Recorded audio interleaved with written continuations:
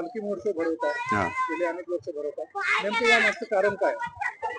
महाराष्ट्रातले सर्व जिल्ह्यातले रहिवासी आहेत ते मंडणगड शहरामध्ये काही कामानिमित्त किंवा व्यवसाय निमित्त आलेले आहेत.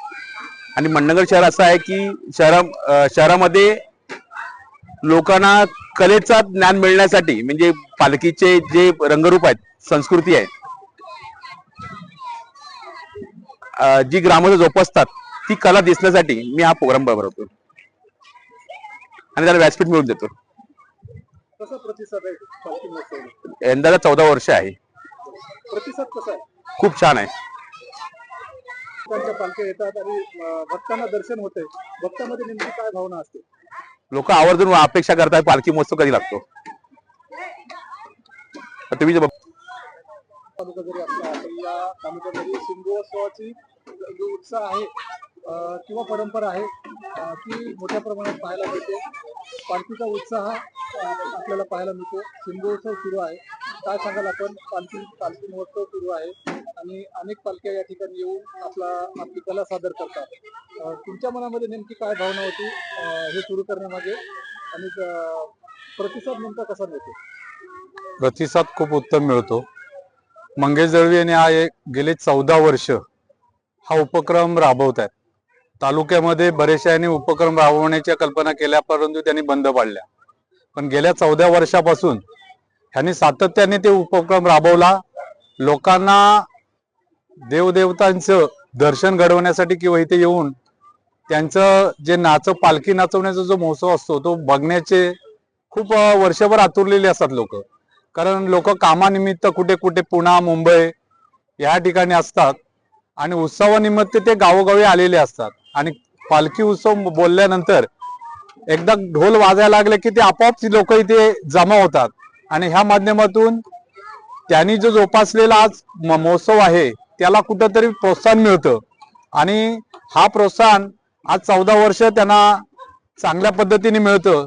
आणि ह्या देवदेवतांनी सुद्धा त्यांच्यावर चांगल्या प्रकारे उपकार केलेले आहेत. कारण त्यांच्या घरी बरेच वर्ष पाळणं किंवा हे होत नव्हतं, आज मूल होत नव्हतं त्यांना. त्याची सुद्धा इच्छा ह्यांनी ह्या महोत्सव चालू केल्यापासून त्यांना ते सुद्धा मिळालं. आणि त्याचं खरोखर आनंद आहे की ह्या देवदेवतांची आपली जी संस्कृती आहे ही संस्कृती कशी जोपासली पाहिजे हे मंगेशरावांनी सगळ्या तालुक्याला एक आदर्श ठरवून दिला. आणि ते दाखवून दिलं की आपण संस्कृतीचं जोपासना जर केली तर लोक ही आपल्या बरोबर नक्की राहतात. आणि हा उत्सवासाठी न सांगता न बोलता ते आपल्या कार्यक्रमाला हजर राहतात. हेच त्यांचं सगळ्यात मोठं त्यांना मिळालेलं एक मी म्हणेन देवाकडून मिळालेली एक कृपा आहे त्यांच्याकडून, अशी मी म्हणेन. आणि खरोखर या उत्सवाला प्रत्येक वर्षी चांगला त्यांना मिळावं असे मी देवाच्या कृपेने प्रार्थना करतो. पालखी महोत्सव या ठिकाणी आयोजित केलेल्या मंगेश दळवी आणि त्यांच्या ग्रुपने मी आज 5-6 वर्षे ह्या पालखी महोत्सवाला येत आहे.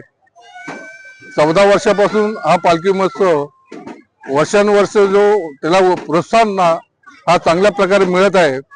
आणि या ठिकाणी गावोगावी येणाऱ्या पालख्या त्यांचं पालखी नृत्य इथे जे बाहेरून आलेले आहेत, म्हणजे खरोखर जे घाटावर ह्या साईडने आहेत त्यांना महोत्सव कसा असतो किंवा काय असतो त्याचं एक ज्ञान होतं.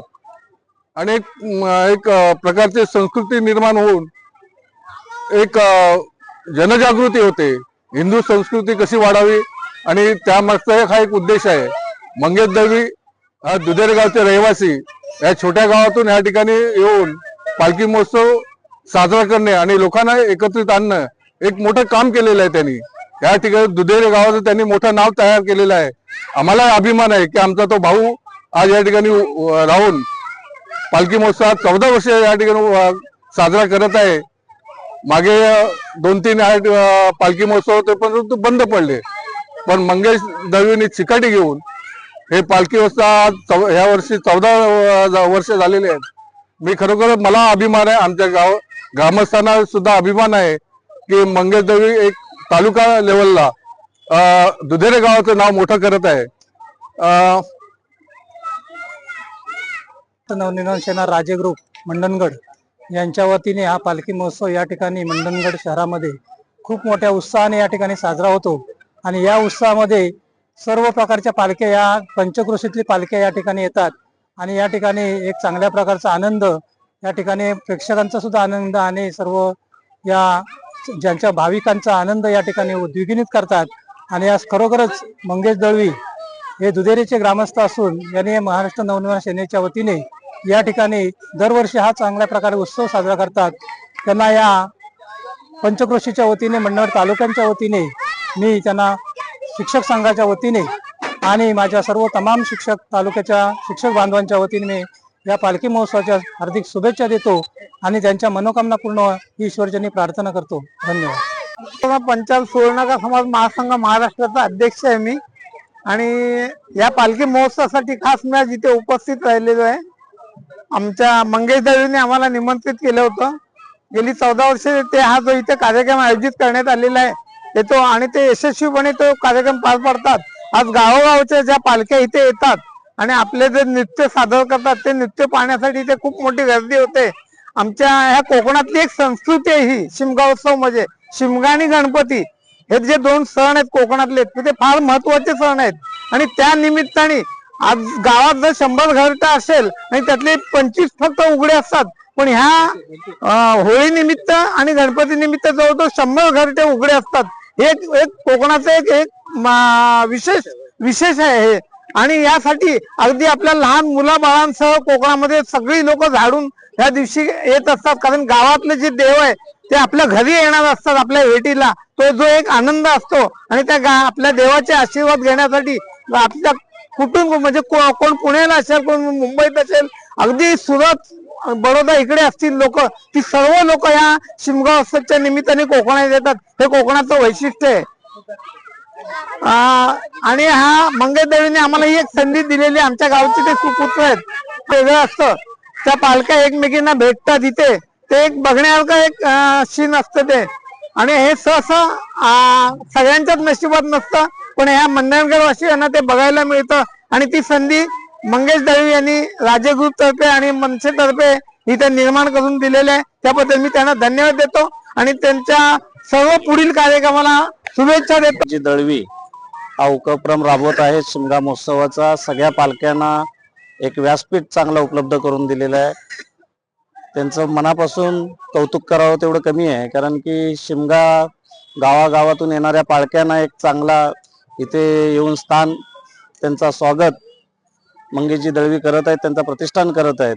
मी मंडणगडच्या एक कार्यकर्ता आणि नागरिक म्हणून त्यांना मनापासून धन्यवाद देतो आणि अशीच परंपरा जोपण्याचं काम जर मंगेशजींसारखं सगळ्यांनी केलं तर आपली पारंपरिक सण शिमगा जो आहे कोकणात फार मोठ्या प्रमाणात साजरा केला जातो. चाकरमानी सगळी कामं सोडून शिमग्यासाठी आपल्या आपल्या गावी येत असतात. त्यांनाही जरा बरं वाटतं की बाबा आपला कोणतरी इथे गावात आल्यानंतर तालुक्याच्या ठिकाणी आपलं सन्मान करतोय.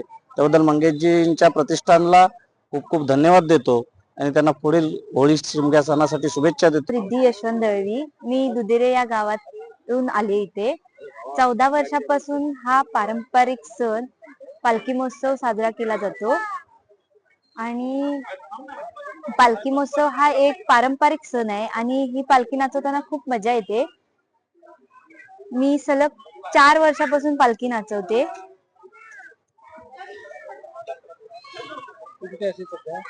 गावाला हो आमच्या गावी 5 दिवस पालखी असते गावाची. संध्याकाळी 6 वाजता.